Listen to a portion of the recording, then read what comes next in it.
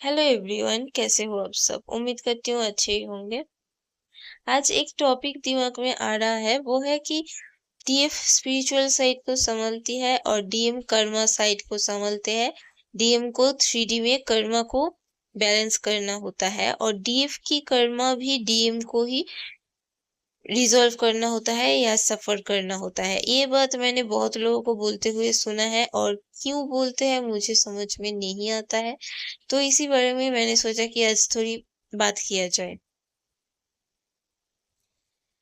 DM और DF दोनों का ही कर्मा होता है और दोनों को अपना अपना कर्मा को खुद ही रिजॉल्व करना होता है। ऐसा नहीं होता है कि डीएफ बस पूरा टाइम मेडिटेशन कर रही है और उसके लाइफ में सब कुछ सही चल रहा है, वो बहुत कंफर्टेबल है, हैप्पी लाइफ जी रही है और डीएम वहां पे सफर किए जा रहे हैं, कर्मा रिजॉल्व किए जा रहे हैं। ऐसा कुछ भी नहीं होता है। अगर डीएम को ट्रिगर मिल रहा है, डीएम को सफर करना पड़ रहा है, तो वो उनके कर्मा के लिए हो रहा है और डीएफ को कोई बहुत कंफर्टेबल हैप्पी लाइफ नहीं मिलता है। यहाँ पे डीएफ भी बचपन से सफर करती आ रही है। बचपन से डीएफ ने क्या कुछ फेस नहीं किया है, इतने सारे डिफिकल्टीज लाइफ में फेस कर रही है। तो ये क्या फिर सिर्फ ऐसे ही है वही बस टाइम पास करने के लिए डिवाइन दे रहे हैं इतने सारे प्रॉब्लम डीएफ को? नहीं, डीएफ का भी खुद का कर्मा होता है और डीएफ की कर्मा को डीएफ को ही झेलना पड़ता है। डीएफ का जो कर्मा है वो डीएफ को ही रिजॉल्व करना होता है और तभी इतने सारे प्रॉब्लम आते हैं। डीएफ बचपन से सफर करती है, बचपन से घर में ही कोई ना कोई कार्मिक मेंबर मिल जाता है जो बचपन से ही डीएफ को पसंद नहीं करते, परेशान करते हैं, बुली करते हैं। स्कूल कॉलेज में भी वहाँ पे भी ज्यादा लोगों से नहीं बनता, वहाँ पे भी ज्यादा लोग डीएफ को पसंद नहीं करते। बहुत बार डीएफ को बुली किया जाता है, दबाया जाता है। फिर करियर की अगर बात करें तो करियर में बहुत ज्यादा डीएफ सफर करती है।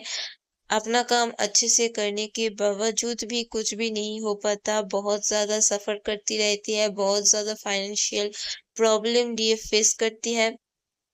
हेल्थ इश्यूज भी बहुत बार फेस करती है, बहुत सारे। और अगर नॉर्मली किसी ज्यादा रिलेशनशिप डीएफ का नहीं होता है, पर अगर होता है तो वहां पे भी प्रॉब्लम देखने को मिल जाता है।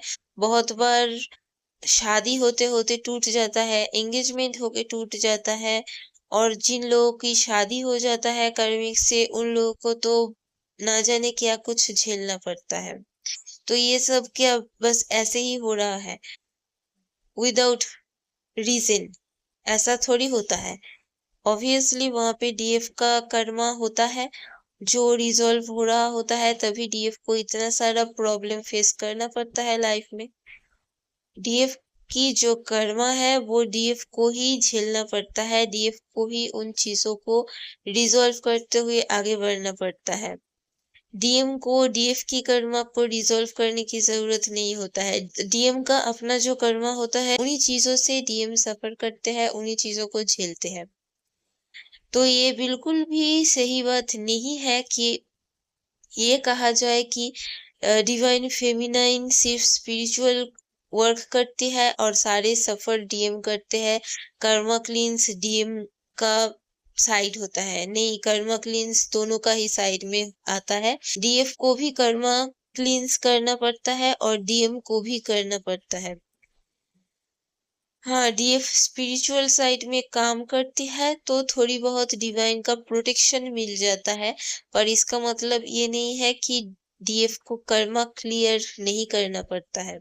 तो ये जो भी लोग बोलते हैं बहुत बेकार की बातें करते हैं। मैंने इवन ये भी सुना किसी को बोलते हुए कि आप लोग कर्मा क्रिएट मत करो, आप लोग अगर कर्मा क्रिएट करोगे तो वहां पे डीएम को वो झेलना पड़ेगा, डीएम को वहां पे सफर करना पड़ेगा, आपका रियूनियन में और डिले आ जाएगा।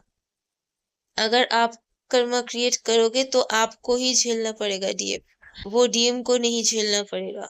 आपका रियूनियन डिले हो सकता है, पर अगर कर्मा क्रिएट आप करोगे तो झेलना भी आपको ही पड़ेगा। आपका कर्मा डीएम को क्यों झेलना पड़ेगा?